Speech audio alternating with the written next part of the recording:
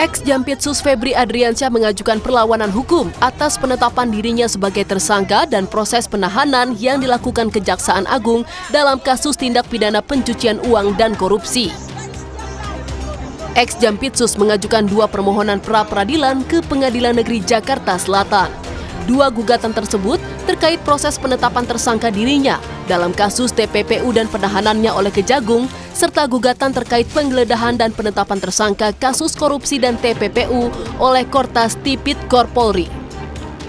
Kuasa hukum Febri menilai ada sejumlah penyimpangan dalam proses hukum yang telah berjalan.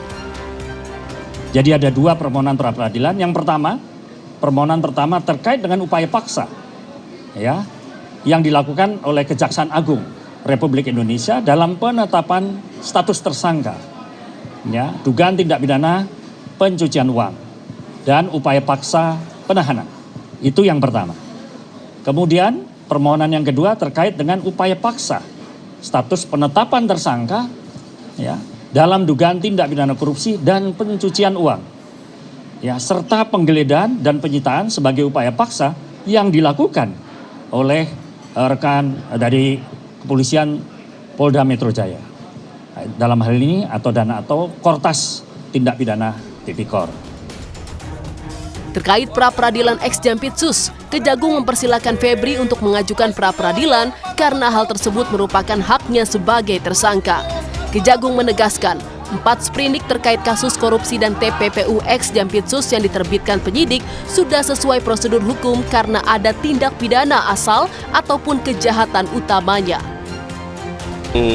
Dari perkara sprindik dari tim Kortas dan Polri itu kan memang ada 3 sprindik. 2 itu masih sprindik umum, 1 itu perkara TPPU dengan perkara pidana Asabri ya. Di situ sudah ditetapkan tersangka saudara DR dan FA.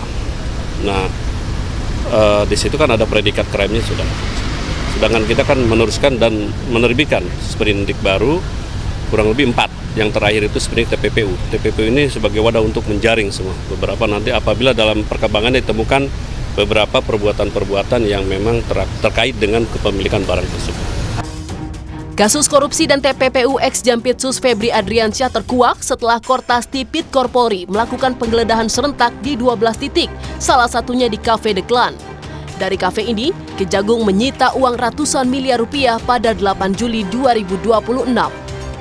9 Juli dini hari, penyidik Kortas Tipit Korpolri juga menggeledah rumah pribadi ex-Jampitsus di Sentul dan menemukan uang ratusan miliar rupiah dan emas 74 kg. 11 Juli 2026, setelah merilis sejumlah barang bukti baik emas dan uang hasil penggeledahan, Kortas Tipit Korpolri menggandeng Kejagung dan Komisi 3 DPR menetapkan ex-Jampitsus Febri sebagai tersangka. Hingga akhirnya kasus penyidikan ini dilimpahkan dari Kortas Tipit Korpolri ke Kejagung. 24 Juli, penyidik Kejagung memeriksa Febri untuk pertama kalinya hingga menetapkan Febri sebagai tersangka kasus TPPU dan ditahan di rutan KPK. 4 Agustus, Jaksa Agung menghentikan Febri Adriansyah sebagai jaksa.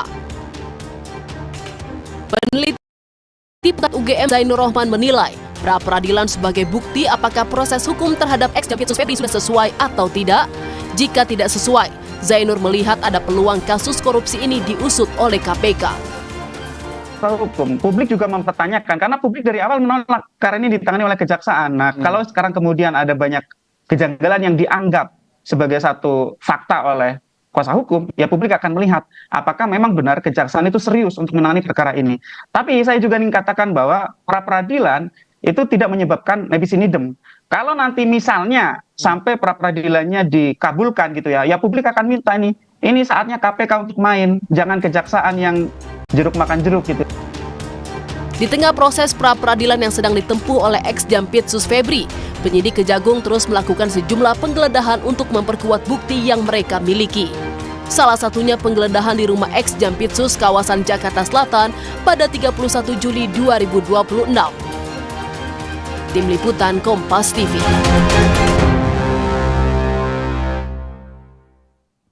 Hari ini, tim kuasa hukum ex-Jampitsus Febri Adriansyah mengajukan gugatan pra-peradilan ke Pengadilan Negeri Jakarta Selatan karena menilai ada sejumlah keganjilan dalam proses geledah, penetapan tersangka, hingga penahanannya. Apakah perlawanan hukum ex-Jampitsus ini bisa meloloskannya dari kasus korupsi dan pidana pencucian uang yang kini menjeratnya sebagai tersangka? Bergabung dalam diskusi hari ini kuasa hukum ex-Jampitsus Febri Diansyah dan pakar hukum pidana pencucian uang Yenti Garnasi. Selamat sore semuanya dengan Tifal di sini. Selamat sore, selamat sore. Baik, terima kasih semua sudah bergabung dalam diskusi kami kali ini. Biar nggak ketukar, saya sebut Pak FA saja ya Mas Febri. Klien Anda ini kan mengajukan Prapit 2, salah satunya soal proses geledah. Proses geledah ini spesifiknya di rumah Sentul yang ada temuan emas dan uang itu? Jadi ada dua ya permohonan pra-peradilan yang diajukan secara bersamaan, tapi berkasnya dipisah. Pengajuannya dipisah begitu, ada dua permohonan begitu. Permohonan yang pertama terkait dengan proses yang dilakukan di Kejaksaan Agung, itu penetapan tersangka dan juga penahanan. Karena kalau kita bicara pra-peradilan kan kita bicara tentang permohonan tentang upaya paksa gitu ya.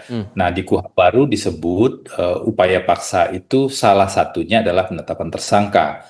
Termasuk juga di sana penahanan, termasuk juga di KUHP baru itu diatur penggeledahan, penyitaan, dan seluruh upaya paksa yang lain. Itu kan lebih jelas ya dibanding dengan KUHP lama. Nah, yang kedua, karena proses ini saling berkaitan, tentu saja di tim sempat ada pembahasan, kemudian tim memutuskan bahwa memang tetap perlu diajukan pra-peradilan juga untuk proses sebelum di kejaksaan. Nah, upaya paksa apa yang dilakukan sebelum proses di kejaksaan atau proses di Polri?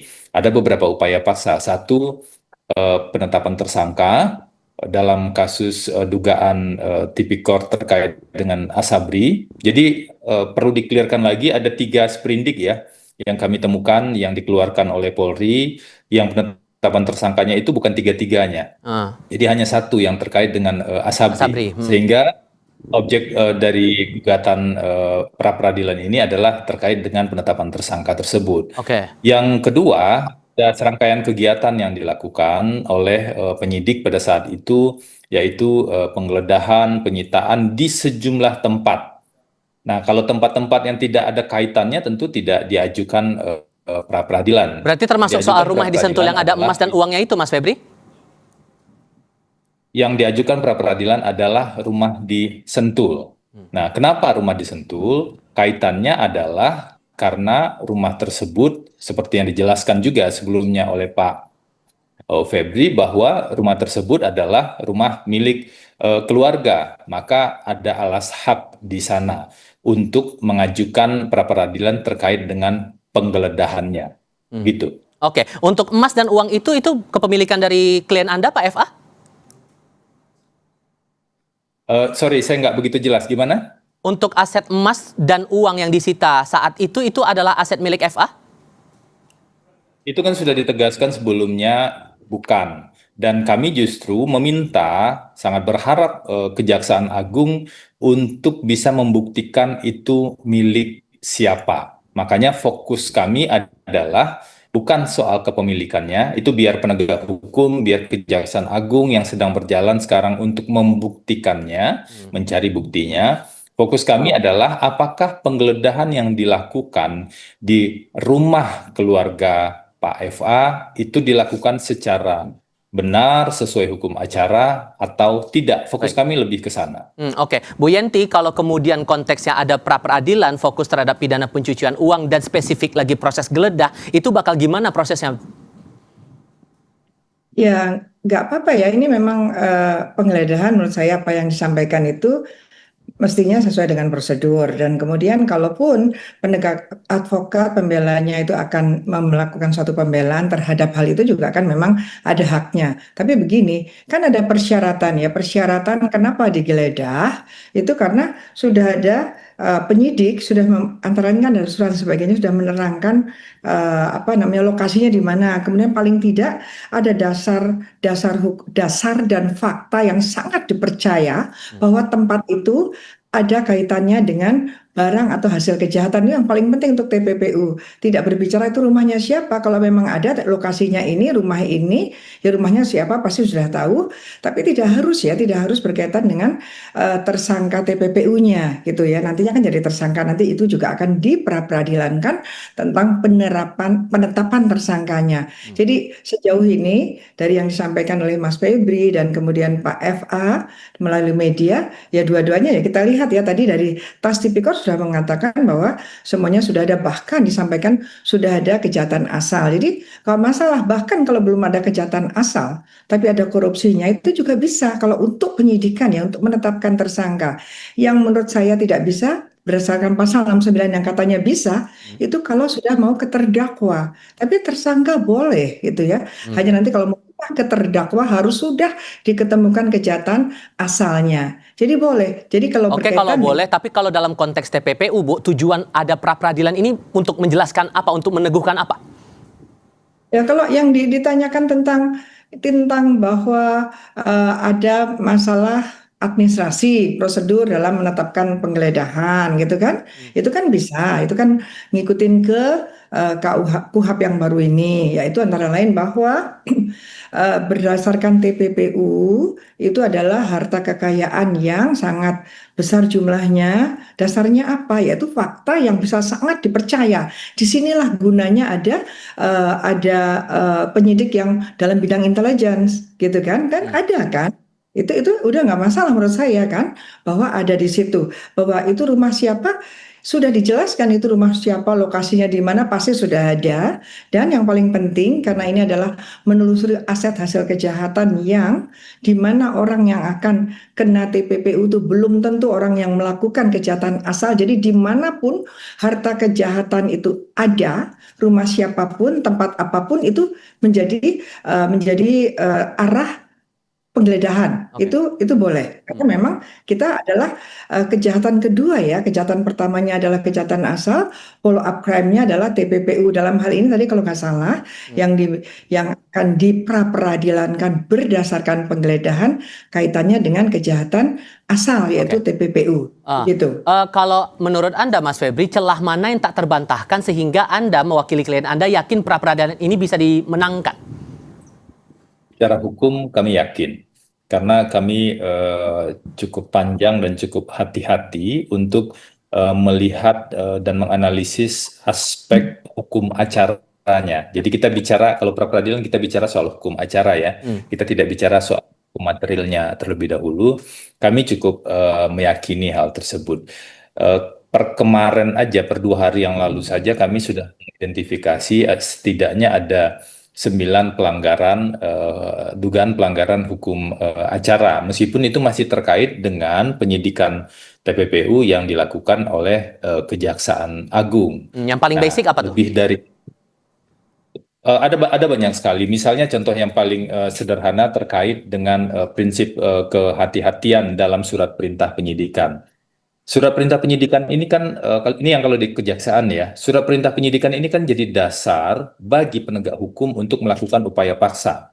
Apakah penetapan tersangka, penggeledahan, penyitaan, penangkapan, dan banyak hal lainnya yang bisa berdampak pada hak seseorang. Nah, tapi di sisi lain kami menemukan ada ketidakkonsistenan antara, jadi di sprindik itu ada bagian menimbang begitu ya. Nah, bagian menimbangnya itu menguraikan tentang kasus batubara yang disebut kasus blackout itu, bagian menimbangnya. Tetapi ternyata bagian perintahnya adalah penyidikan kasus Krakatau Steel. Itu sudah kami temukan setidaknya di 2 sprindik dari 3 surat perintah penyidikan.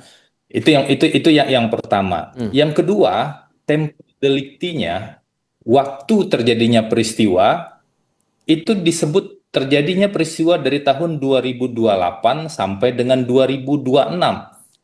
Bagaimana mungkin peristiwa pidana terjadi di masa depan? Ini tentu tidak mungkin terjadi. Oh, mungkin dikatakan itu typo atau sejenisnya. Kami menemukan banyak sekali hal seperti itu. Baik. Di bagian penahanan pencucian uang misalnya, bagian pertimbangannya itu dari A langsung lompat ke F. Oke. Bagian B, C, dan D hilang. Belum lagi pelanggaran menurut kami ya, mungkin berbeda pendapat dengan Bu Yenti, pelanggaran penjelasan pasal 74 Undang-Undang Tindak Pidana Pencucian Uang. Kenapa? Karena di penjelasan pasal 74 Undang-Undang Pencucian Uang tersebut ada dua isu yang dibahas di sana. Pertama, siapa penyidik tindak pidana asal? Itu sudah diuji ke Mahkamah Konstitusi dan diperluas oleh Mahkamah Konstitusi. Baik. Putusannya conditionally konstitusional. Nah, yang dilanggar adalah poin kedua di pasal 74. Pasal 74 ini tentang penyidikan TPPU ya. Pasal 74 yang poin kedua di penjelasannya itu disebutkan penyidik tindak pidana asal. Jadi kalau di sini kasus korupsi misalnya, penyidik tindak pidana korupsi itu melakukan penyidikan dulu tindak pidana korupsi setelah menemukan bukti permulaan yang cukup adanya pencucian uang, barulah dilakukan penyidikan tindak pidana pencucian uang. Oke, sorry, Yang saya harus terjadi tahan di situ seperti dulu. apa? Oke, sorry, saya tahan dulu di situ. Saya Yang kasih giliran, saya kasih giliran ke Bu Yenti dulu ya sebentar. Kalau dari alasan, biar nggak keputus ya. oke, singkat. Biar nggak Saya kasih keputus. ke Bu Yenti setelah ini. Oke, silakan. Singkat aja. Poin intinya ini. Ini singkat aja. Oke. Nah, justru yang terjadi adalah di hampir semua surat perintah penyidikan itu langsung digabung dugaan tindak pidana korupsi A dan atau pencucian uang. Kapan melakukan penyidikan tindak pidana asalnya, kok tiba-tiba sudah ada pencucian uang. Nah, inilah menurut kami ya, tentu baik. ini harus diuji nanti di proses pra-peradilan. Oke. Gitu. Bu Silakan. Yenti, menurut Anda ini betul celah yang bisa memungkinkan FA menang dalam pra-peradilan ini? Ya, saya kan dari luar ya, kalau Pak Mas Febri dan Pak Febri di sana kan yang terlibat dan Pak Tas Tipikor tadi, saya juga tetap berbicara tentang prosedur ya Mas Febri ya, prosedur. Tapi tentang prosedur itu kan ada materialnya, karena minimal 2 alat bukti memenuhi unsur yang ada dalam pasal itu. Unsur itu pasti adalah sesuatu fakta, itu pasti, tapi hanya 2 dulu, minimal 2 sudah bisa gitu ya. Kemudian penggeledahnya bagaimana, dan kemudian tadi dikatakan bahwa pasal 74 gini, pasal 74 itu menjadi seharusnya tidak ada penjelasan lagi, artinya penjelasan itu waktu itu diskriminatif gitu ya, untuk menentukan penyidiknya siapa. Jadi sekarang itu semua penyidik tindak pidana asal, kalau yang disidik tindak pidana asal korupsi dulu, maka dia menjadi tindak pidana penyidik tindak pidana TPPU-nya itu ya, kalau normal. Tapi kalau tadi ditanyakan misalnya ada keberatan bahwa ada TPPU-nya tanpa tindak pidana asal, boleh. Pasal 69 bahkan lebih dari itu, saya tidak setuju itu. Saya punya buku ya, jadi bukan saya bicara saja, di buku saya katakan kalau pasal 69 boleh penyidikan, penuntutan, bahkan putusan pengadilan tanpa peristiwa tindak pidana asalnya, no, itu bahaya sekali. Tapi kalau penyidikan, oke, boleh. Jadi ini juga bisa jadi strategi penyidikan, dia menyelidiknya itu langsung menemukan tindak pidana asalnya, atau sudah ada TPPU kemudian dicari tindak pidana asalnya, atau dari tindak pidana asal kemudian dikembangkan tindak pidana TPPU-nya. Ini sangat strategi penyidikan, dari penyelidikan ke penyidikan yang tentu kita belum lihat nanti, kecuali sudah ada surat dakwaan ya, karena dikhawatirkan nanti justru malah apa yang akan dilakukan dan sebagainya kan tidak bisa juga dibuka semuanya karena itu strategi. Dan celahnya bagaimana ya? Kalau berkaitan dengan itu kan saya tidak tahu, karena memang itu haknya yang berperkara ya, bahwa ada typo or something ya, pakai typo apa nantinya jadi typo saja atau bagaimana, itu kan kalau saya pikir itu pasti 2018 jadi 2008 kan gitu ya, karena disampaikan di Krakatau Steel itu di PLTU adalah di sejak 2018 sampai dengan 2026. Kemungkinan nanti kan ada runutannya gitu ya. Itu nanti terserah hakim. Tapi kan kita harus melihat substansinya pada akhirnya, walaupun ini tetap prosedur, dan itu boleh ditempuh, tapi juga penting begini. Kalaupun itu pra-peradilan, itu bukan berarti itu nanti selesai, enggak ya. Dan tadi betul bahwa silahkan mau pra-peradilan, ada waktunya kurang berapa hari, dan ini terus jalan aja. Bahkan nanti kalau pra-peradilan belum selesai dan 7 hari kan, 2 hari kerja, ini sudah ada penetapan, sudah masuk ke tahap 2, pra-peradilannya malah gugur. Itu juga perlu disampaikan kepada masyarakat. Oke, Bu Yenti, Mas Febri, terima kasih banyak sudah berdiskusi bersama kami hari ini. Saya selalu untuk Anda berdua. Selamat sore. Terima kasih Bu Yenti.